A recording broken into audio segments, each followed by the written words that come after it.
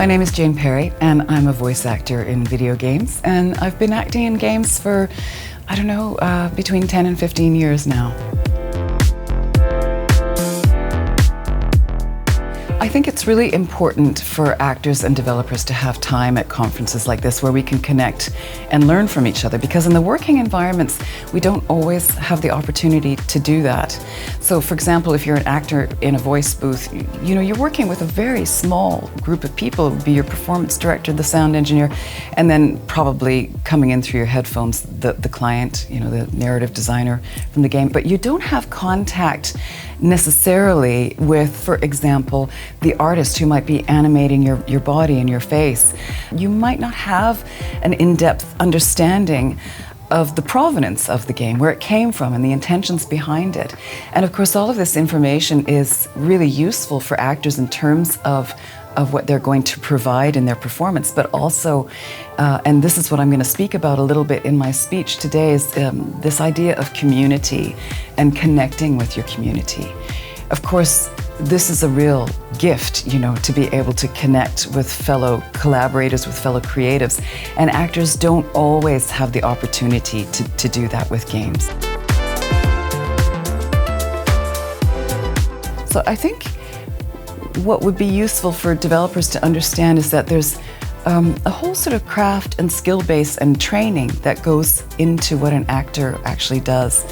It isn't just reading lines off of a monitor. There's a lot that goes in behind it. So I think giving an actor some breathing space to get grounded, to really understand what they're doing, giving the actor time to ask questions so that they really get what's going on in the scene, they understand the given circumstances. And some things are going to resonate, like for example, what the environment is. That's going to resonate, that's going to change the way we approach our work. If the environment is really hostile, for example, it's going to change the way we say the lines. Every creative wants to collaborate. We want to come together, understand what everybody's doing in the process, and then rise to meet each other in that process. And wherever we can find that, I think it's a really good thing to do, because ultimately it will be good for the game at the end of the day. Whenever somebody asks me this question, I keep thinking about Diana Burnwood in Hitman. A, because I love that character, but I've also been playing her for almost a decade now.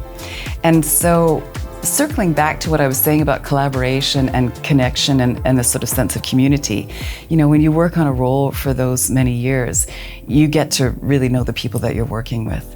And so you develop this kind of shorthand and this familiarity, with the deep familiarity with the role and a familiarity with the people that you're working with. And I absolutely love that. So the talk that I'll be delivering today is called From Data to Drama. And I guess in a nutshell, I'm going to be looking at sort of the history of acting in games. Back in the early days, the spoken words was automated. It was created by tech.